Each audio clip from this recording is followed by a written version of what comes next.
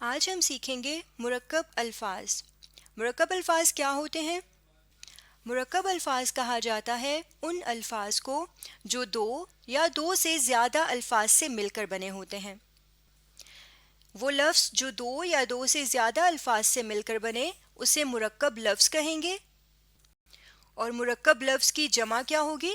مرکب الفاظ۔ یعنی جب ایسے بہت سے الفاظ کا ذکر کیا جائے گا جو دو یا دو سے زیادہ الفاظ سے مل کر بنے ہیں تو ہم انہیں مرکب الفاظ کہیں گے۔ اس کے لیے ایک اور لفظ بھی استعمال ہوتا ہے، ترکیب۔ ترکیب بھی مرکب لفظ کو یا مرکب الفاظ کو ہی کہا جاتا ہے۔ مثال کے طور پہ یہاں پر ایک لفظ میں لکھ رہی ہوں، رہائش گاہ۔ اب یہ دو الفاظ سے مل کر بنا ہے، پہلا لفظ ہے رہائش اور دوسرا لفظ ہے گاہ۔ رہائش گاہ، رہائش کا الگ سے یہ ایک لفظ ہے جس کا مطلب ہوتا ہے رہنا، اور گاہ ایک الگ سے لفظ ہے جس کا مطلب ہوتا ہے جگہ۔ اور جب ان کو آپس میں جوڑ کر ایک ہی لفظ بنایا جاتا ہے تو اس کا مطلب ہوتا ہے رہنے کی جگہ، یا گھر کو بھی رہائش گاہ کہا جاتا ہے۔ تو اس طرح یہ جو لفظ رہائش گاہ ہے یہ دو الفاظ سے مل کر بنا ہے، اس لیے ہم کہیں گے کہ یہ مرکب لفظ ہے، یا پھر کہیں گے یہ ترکیب ہے۔ اسی طرح ایک اور لفظ ہے صبح و شام۔ اب یہاں پر بھی دیکھیں، صبح الگ لفظ ہے، شام الگ لفظ ہے، لیکن دونوں کو جوڑ دیا گیا ہے، اور ان کو جوڑنے کے لیے یعنی ایک لفظ بنانے کے لیے واو کا استعمال کیا گیا ہے۔ تو یہ بھی صبح و شام ترکیب ہے یا پھر مرکب لفظ ہے، کیونکہ دو الفاظ سے مل کر بنا ہے۔ ایک اور لفظ دیکھیے، ناقابل برداشت۔ اب یہاں پر دیکھیں، نا ایک لفظ ہے، قابل ایک لفظ دوسرا لفظ ہے، اور برداشت تیسرا لفظ ہے، یعنی دو سے زیادہ الفاظ سے مل کر یہ لفظ ایک بنایا گیا ہے۔ ہم اسے بھی ترکیب کہیں گے یا پھر مرکب لفظ کہیں گے، یہ تین الفاظ سے مل کر بنا ہے۔ تو اس طرح دو یا دو سے زیادہ الفاظ سے جو بھی مل کر لفظ ایک نیا لفظ بنایا جائے گا اسے ہم مرکب الفاظ یا مرکب لفظ کہیں گے۔ ناقابل برداشت یعنی کوئی بھی ایسی چیز کچھ جس کے متعلق یہ ناقابل برداشت بولا جائے، یعنی وہ برداشت کرنے کے قابل نہیں ہوتی، اس کو برداشت نہیں کیا جا سکتا، یہ اس کا معنی ہوتا ہے۔ اور صبح و شام یعنی ہر وقت، یہ اس کا معنی ہوتا ہے اس ترکیب یا اس مرکب لفظ کا۔ اسی طرح ایک اور لفظ دیکھیے، بانی پاکستان۔ اس کو دونوں طرح سے لکھا جاتا ہے، یہ کے نیچے زیر لگا کے بھی اور یہ کے اوپر حمزہ لگا کر بھی لکھا جاتا ہے۔ بانی پاکستان یعنی پاکستان بنانے والا۔ تو یہ دو الفاظ ہیں، ایک ہے بانی، ایک ہے پاکستان۔ بانی یعنی بنانے والا اور پاکستان ایک ملک کا نام ہے۔ تو یہاں پر بھی یہ اسی طرح سے ہے، یعنی دو لفظوں سے مل کر بنا ہے، اور بانی پاکستان ترکیب جو ہے یا مرکب لفظ جو ہے اس کا مطلب پاکستان بنانے والا ہے، یہ اس کے لیے ترکیب استعمال ہوتی ہے۔ تو یہاں یہ مرکب لفظ یا ترکیب، تو اسے بھی ہم یہ چونکہ دو الفاظ سے مل کر بنایا گیا ہے اس لیے ہم اسے بھی مرکب لفظ یا ترکیب کہیں گے۔ اب ایک چیز آپ نے دیکھیں کہ یہاں پر ہم نے ناقابل برداشت میں اور بانی پاکستان کے یہ جو ایک طرح سے ہم لکھتے ہیں اس میں ہم نے زیر لگا کر ترکیب بنائی ہے یا مرکب لفظ بنایا ہے۔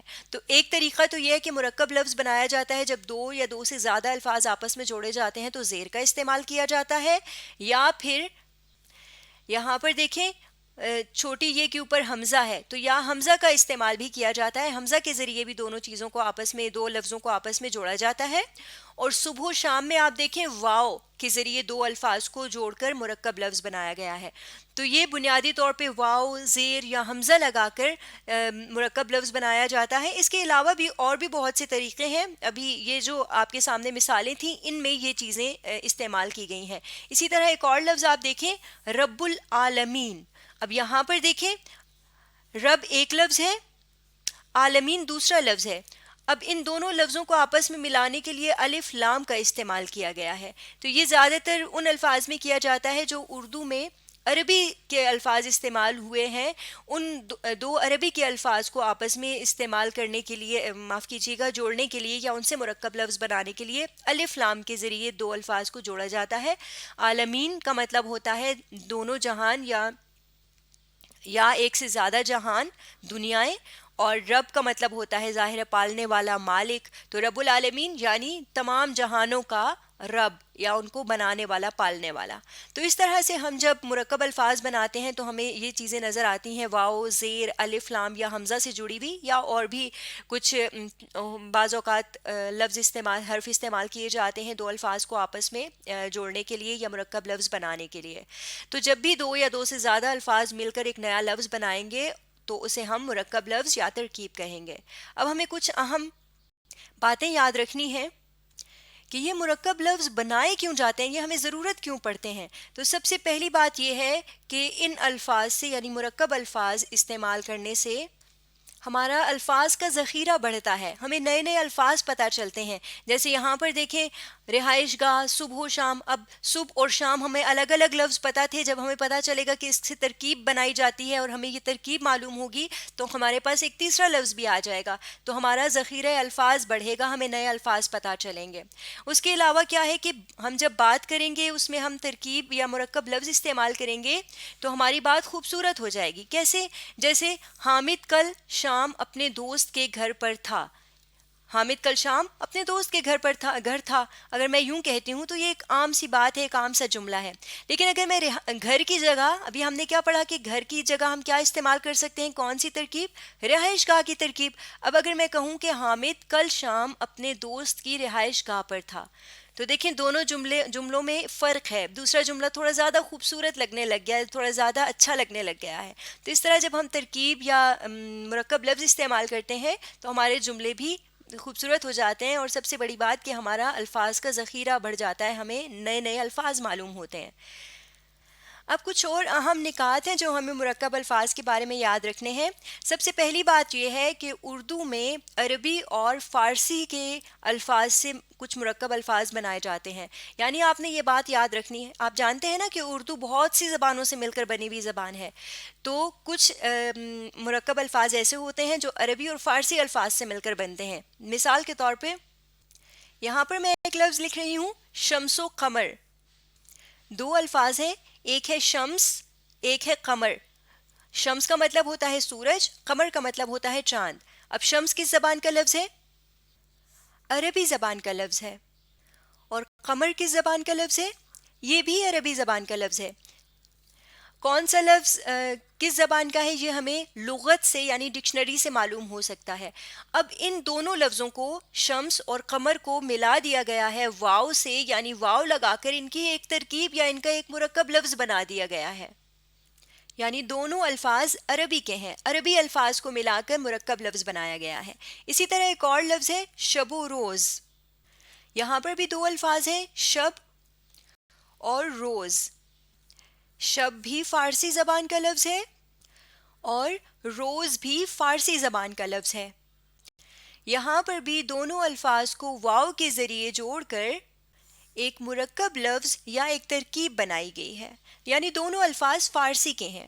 اب یہاں جو یہ نقطہ ہے جو ہم سمجھ رہے ہیں، اس کا مطلب یہ ہے کہ ہم یا تو عربی اور عربی کے دونوں الفاظ ملا کر مرکب لفظ بنائیں گے، یا فارسی اور فارسی کے دونوں الفاظ مل کر مرکب لفظ بنیں گے، یا پھر ایک عربی اور ایک فارسی کا لفظ ملا کر بھی مرکب بنایا جا سکتا ہے۔ مثال کے طور پہ شور و غل، شور اور غل، شور فارسی زبان کا لفظ ہے جبکہ غل عربی زبان کا لفظ ہے، اور دونوں کو اسی طرح واو سے جوڑ کر مرکب لفظ بنایا گیا ہے، یعنی ایک فارسی اور ایک عربی کے لفظ کو ملانے سے بھی مرکب لفظ بنایا جاتا ہے یا بنایا جا سکتا ہے۔ لیکن عربی اور فارسی کے الفاظ آپس میں ہی مرکب بنائے جا سکتے ہیں، باقی الفاظ، اب اردو میں تو اور بھی بہت سے زبانوں کے الفاظ ہیں نا، جیسے ترکی ہے، ہندی ہے، سنسکرت ہے، ان الفاظ کو عربی یا پھر فارسی زبان کے الفاظ سے ملا کر کوئی مرکب لفظ نہیں بنایا جا سکتا۔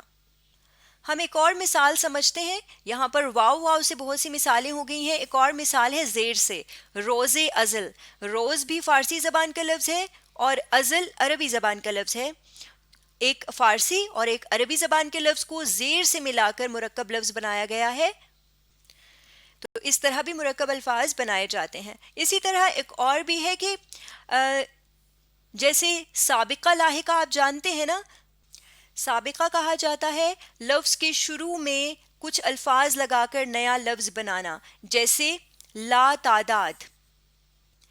یہاں پر دیکھیں لا بھی عربی زبان سے بنا ہوا سابقہ ہے. لا کا مطلب ہوتا ہے نہیں، اور تعداد بھی عربی زبان کا لفظ ہے یعنی گننا. لا تعداد یعنی جسے گنا نہ جا سکے. تو اس طرح سے سابقہ لگا کر بھی یعنی لفظ کے شروع میں کوئی اور نیا کوئی حرف لگا کر یا کچھ الفاظ لگا کر نیا لفظ بنایا جاتا ہے. اسی طرح آپ جانتے ہیں لاحقہ کہتے ہیں لفظ کے آخر میں کچھ حروف لگا کر جب نیا لفظ بنایا جائے تو اسے ہم لاحقہ کہتے ہیں. مثال کے طور پہ رہائش پذیر. اب یہاں پر دیکھیے رہائش ایک لفظ ہے اور اس کے بعد پذیر کا حرف لگا کر، پذیر کے حروف لگا کر یا لفظ لگا کر ایک نیا لفظ یعنی ترکیب بنائی گئی ہے. رہائش بھی فارسی زبان کا لفظ ہے اور پذیر بھی فارسی زبان کا لفظ ہے. دونوں کو ملا کر ایک نیا لفظ بنایا گیا ہے یعنی مرکب لفظ بنایا گیا ہے. یعنی سابقہ اور لاحقہ میں بھی ہم عربی اور فارسی زبان میں ہم عربی اور فارسی الفاظ سے جب ہم مرکب الفاظ بناتے ہیں تو واو، زیر، حمزہ، الف لام ان سب کے استعمال کے ساتھ ساتھ ہم سابقہ اور لاحقہ کا استعمال کرتے ہوئے بھی مرکب الفاظ بناتے ہیں. اب اس کا دوسرا نقطہ یہ ہے کہ جو مقامی زبانیں ہیں یعنی جیسے ہندی ہے، سنسکرت ہے، پنجابی ہے، یعنی جو بھی ہندوستان میں زبانیں بولی جاتی ہیں مقامی زبانیں، کچھ علاقوں کی زبانیں جنہیں ہم علاقائی زبانیں بھی کہتے ہیں جیسے پشتو، ہندی، سنسکرت، پنجابی، ہند کو، یہ ساری زبانیں ہیں. ان کے الفاظ سے مرکب الفاظ بنائے جاتے ہیں. یعنی ان کو فارسی اور عربی زبان کے ساتھ ملا کر تو مرکب لفظ نہیں بنایا جاتا، لیکن ان کو آپس میں جوڑ کر مرکب لفظ بنائے جا سکتے ہیں. مثال کے طور پہ ہٹ دھرم یا ہٹ دھرمی. دو الفاظ ہیں ہٹ اور دھرم، دونوں سنسکرت کے الفاظ ہیں اور ان دونوں کو جوڑ کر ایک مرکب لفظ بنایا گیا ہے.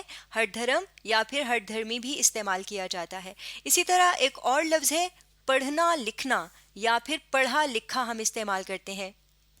اس میں پڑھا یا پڑھنا سنسکرت کا لفظ ہے اور لکھنا یا لکھا ہندی کا لفظ ہے، اور دونوں کو ایک ساتھ ملا کر پڑھا لکھا بنا دیا گیا ہے. جیسے ہم استعمال کرتے ہیں نا کہ وہ تو اچھا خاصا پڑھا لکھا انسان ہے، تو ہم ترکیب کی صورت میں اس کو استعمال کرتے ہیں، مرکب لفظ کی صورت میں استعمال کرتے ہیں. تو یہ دو الگ الگ زبانوں کے لفظ ہیں، سنسکرت کا ہے ایک ہندی کا ہے، لیکن ان دونوں کو جوڑ کر ہم مرکب لفظ بناتے ہیں. یا بہت سے ایسے الفاظ ہیں جو سنسکرت، ہندی، پنجابی یا اور مقامی زبانوں کے الفاظ ہوتے ہیں، ان کو آپس میں جوڑ کے مرکب الفاظ بنائے جا سکتے ہیں، لیکن ان کو عربی یا فارسی زبان کے ساتھ نہیں بنایا جا سکتا مرکب لفظ. اب یہاں پر بھی سابقہ اور لاحقہ جیسے ہم نے اوپر پڑھا اس سے بھی الفاظ بنائے جاتے ہیں مرکب الفاظ. مثال کے طور پہ اکھڑ پن. اب یہاں پر جو پن ہے یہ لاحقہ ہے اور اکھڑ جو ہے یہ سنسکرت زبان کا لفظ ہے. پن بھی سنسکرت زبان کا ہی لاحقہ ہے اور دونوں کو ملا کر ایک نیا لفظ یعنی مرکب لفظ بنایا گیا ہے اکھڑ پن، جس کا مطلب ہوتا ہے بہت زیادہ بدمزاج، جس کو بدتمیز بھی جسے ہم بولتے ہیں، اس طرح کا اس میں کے معنی آتے ہیں اکھڑ پن کے لفظ کے معنی. اب یہاں پر ہم نے دیکھا تھا کہ ہم جملوں میں اپنی بات کو خوبصورت بنانے کے لیے مرکب الفاظ کا استعمال کرتے ہیں. اس کے علاوہ ہم شاعری میں بھی مرکب الفاظ کا استعمال کیا جاتا ہے. جیسے مثال کے طور پہ احمد ندیم قاسمی کا یہ شعر دیکھیے: خدا کرے میری عرض پاک پہ اترے وہ فصل گل جسے اندیشہ زوال نہ ہو. اب یہاں پہ 3 مرکب الفاظ ہیں. عرض پاک 2 الفاظ سے مل کر بنائی گئی ہے، ارض یعنی زمین اور پاک یعنی صاف ستھری پاکیزہ. عرض پاک کس کو کہا جاتا ہے؟ کس کے لیے یہ مرکب لفظ استعمال ہوتا ہے؟ پاکستان کے لیے. اگلی ترکیب ہے فصل گل. فصل اور گل 2 الفاظ سے مل کر بنا ہے مرکب لفظ جس کا مطلب ہوتا ہے بہار کا موسم. فصل موسم کو کہا جاتا ہے، گل پھول کو کہا جاتا ہے، پھول کا موسم یعنی بہار کا موسم. اگلا مرکب لفظ ہے اندیشہ زوال. 2 الفاظ سے مل کر بنا ہے. اس کو ہم حمزہ سے بھی لکھتے ہیں اس طرح سے کر کے، دونوں طرح سے ٹھیک ہے. اندیشہ زوال بھی 2 الفاظ کی ترکیب ہے. اندیشہ یعنی ڈر اور زوال یعنی ختم ہونے کا. اندیشہ زوال ختم ہونے کا ڈر، زوال کا ڈر، اس کے لیے یہ ترکیب استعمال کی جاتی ہے. تو اس طرح سے ہم جملوں کے ساتھ ساتھ شاعری میں بھی تراکیب استعمال کرتے ہیں. آج ہم نے مرکب الفاظ سیکھے ہیں۔